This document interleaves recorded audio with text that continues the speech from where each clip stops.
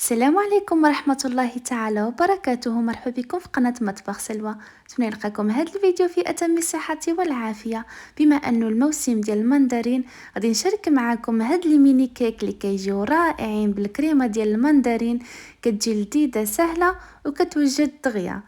باش تشوفوا المكونات وطريقه ديال التحضير بقاو حتى الاخير ديال الفيديو. ولا كنتو اول مره كتشوفوا القناه ديالي او الفيديو ما تنساوش تشتركوا فيها والضغط على زر الجرس ليصلكم كل جديد. وعلى بركه الله غادي نقول لكم المقادير في نفس الوقت الطريقه ديال التحضير.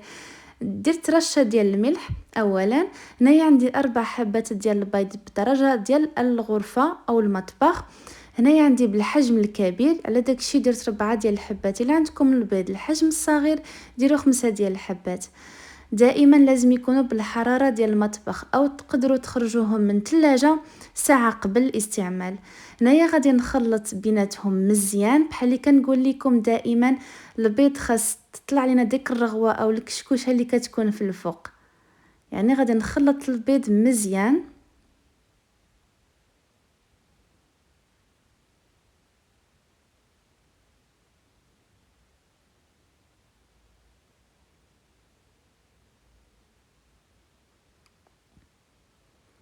من تما غادي نضيف كأس ونصف ديال الزيت. بالنسبه للكاس غادي نستعمل هذا ديال العنبه اللي عبرت به او كأس الشاي. هنايا درت كأس ونصف ديال السكر. بالنسبه للسكر خلطته مع القشور تاع الحامض، حكيت واحد الحامضه او الليمون، حكيتها بيناتهم باليدين، بقيت كنحك بيناتهم. صراحه هاد الطريقه راه كنديرها سواء فليكيك مادلين اي حاجه فيها القشور ديال الحامض والسكر كندير ليها هاد الطريقه. الصراحه كتطلع لذيذه احسن. هنايا خلطت السكر مزيان حتى نتاكد انه السكر داب ليا تماما. غادي نضيف عليه واحد العلبه ديال دانون، سواء ديال الفاني ديال البنان.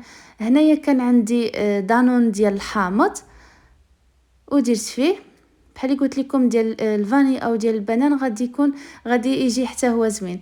هنايا غادي نضيف كأس عنبه ديال العصير تاع المندرين، وغادي نحتفظ بالباقي باش نديرو فيه الكريمه ديال المندرين.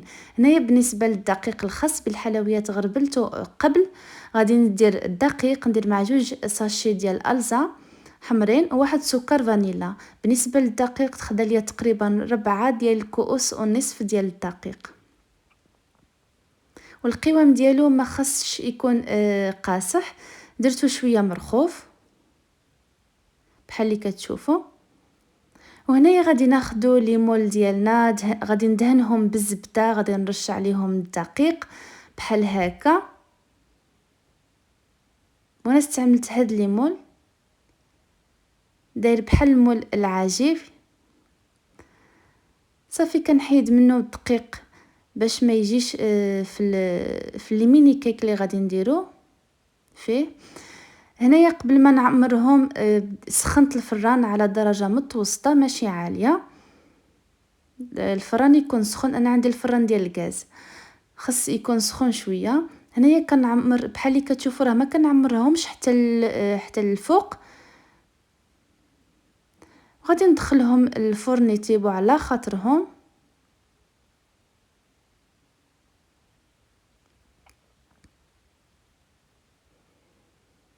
وهنايا بعد ما خرجتهم من الفرن بحال اللي كتشوفوا راه ما كيتحمروش بزاف. هنايا خليتهم حتى يدفاو غير شويه. نتما غادي ندوزو نديرو الكريمه. بالنسبه للكريمه غادي نديرو 2 ملاعق في كاسرونه، غادي نديرو 2 ملاعق كبار مملوئين ديال النشا او مايزينا مع 3 ديال الملاعق كبار ديال السكر. بالنسبه للسكر راه كيبقى حسب الرغبه. هنايا المندرين يعني ماشي حلو بزاف، شويه حامض، على داكشي درت 3 الملاعق ديال السكر. غادي نضيف هنايا نصف لتر ديال عصير تاع المندرين.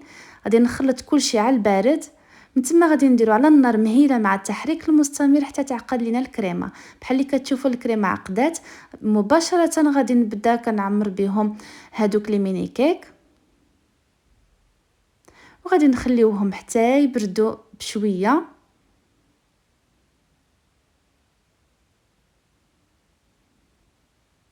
وهنا تقدروا تسقيو حتى هذوك الميني كيك، تسقيوهم بالعصير ديال الماندارين.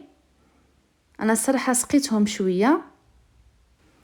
وهنا بعد ما بردوا زينتهم بالكوك على الجوانب بحال اللي كتشوفوا. التزيين دائما كيبقى اختياري، صراحه كيجيو لذاذين ساهلين في التحضير وخفافين. وهكذا وصلنا الى نهايه الفيديو.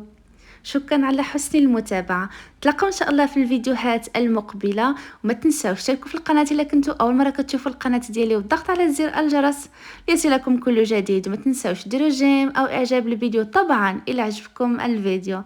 دمتم في حفظ الله ورعايته.